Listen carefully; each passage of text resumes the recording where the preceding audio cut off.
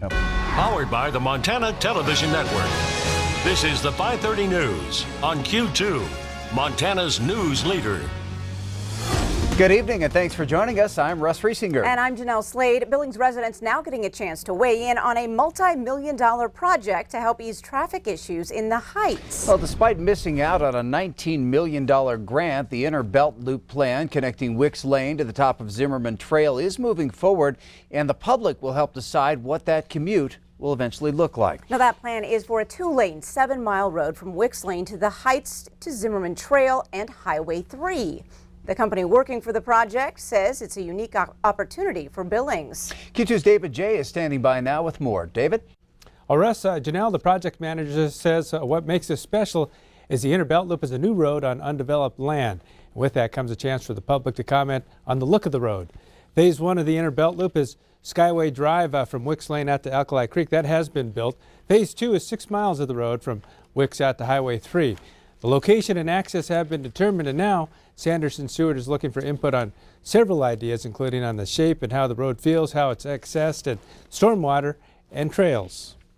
It's a little bit unusual anymore in this day and age to build a brand new roadway across a territory that hasn't been developed at all. It provides us sort of a blank canvas opportunity. So what we're trying to do is just look at everything that goes into opening up a new area for development and a new transportation corridor and make sure we get it right the first time.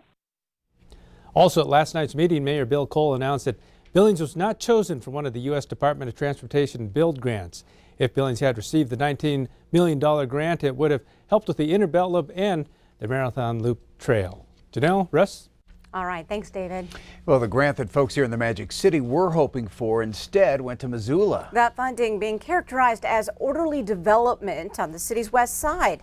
Missoula's Build Grant provides an initial pot of up to $13 million to start solving traffic problems and helping with environmental recovery there to nearly 1,500 acres of undeveloped land. The city, Missoula County, and Chamber of Commerce launched the latest efforts to secure that money this past summer, saying the funds were critical to handle what could be as many as 3,000 new homes, businesses, and other projects over the next 10 to 20 years. Well, state regulators have made their first decision on a huge electric rate case affecting Northwestern Energy customers. Now, the Public Service Commission voted last week to approve a 1.2% increase, but left undecided a key decision affecting solar power installers.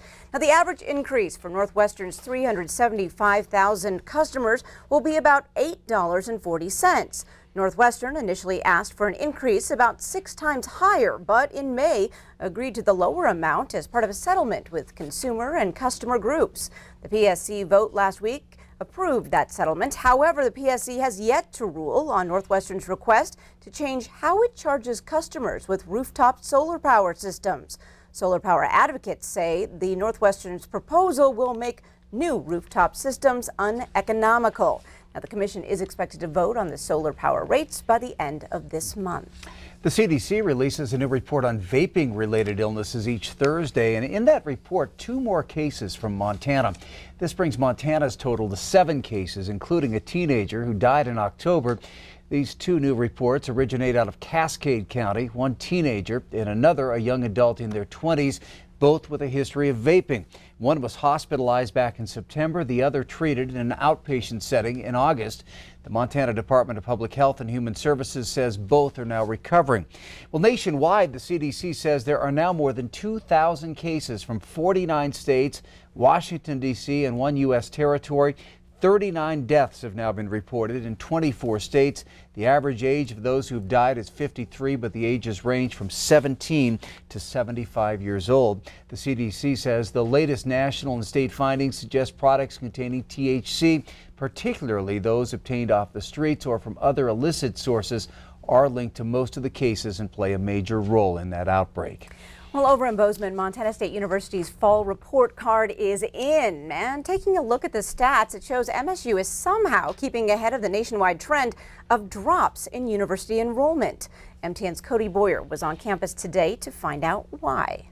Now, according to yesterday's release of MSU's report card, it seems to be a good one, with one of the second highest increases in enrollment here in MSU history. Why?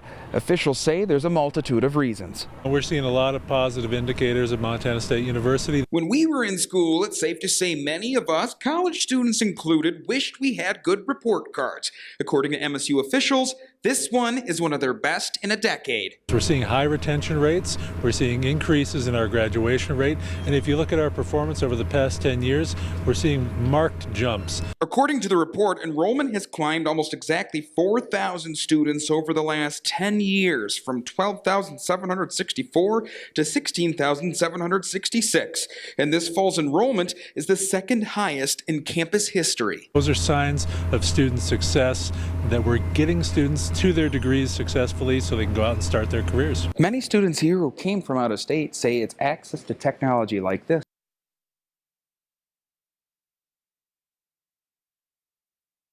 And we apologize, having some problems with that video. In other news, the holidays can be tough if you're far away from family and friends, and Malmstrom Air Force Base hopes to help airmen with that adjustment. The base is launching a pilot program called Adopt an Airman. It matches community volunteers with airmen who share similar interests, from shared meals to fishing and hunting trips. The program can serve as a memorable experience for airmen who are often away from home for the first time. Well, the idea came from a similar sponsorship program at the Air Force Academy. With my sponsorship program, I was able to go to a sponsor's house and have a meal there, have a home-cooked meal, rest there when I wasn't on duty, and that allowed for kind of a home away from home feel, and that's what we're really looking for out of this program, is to allow airmen to feel more at home in the Great Falls community for the short time that they're able to be here. And approved community members will be matched with at least 2 airmen. Well, there's more news from across our state on tonight's MTN 9 o'clock news. Join me for today's top stories impacting Montana families and their lives. That's on your statewide newscast at 9 on the CW. But first, still to come on tonight's 5:30 news, natural disasters out of our control, but some insurance companies now taking control over how people recover from those disasters. Find out how. And in sports, Scott hears from Jess Lockwood with round 2 of your PBR World Finals just a couple hours away. And coming up in weather, it looks like our temperatures are going to be a little on the flat side, but the good news is they're actually going to jump up pretty nicely tomorrow. Details coming your way in a few more minutes. You're watching MTN News with Jeanelle Slade and Russ Riesinger. Storm Tracker weather with Bob McGuire. And sports with Scott Green. This is the 5:30 news on Q2, Montana's news leader.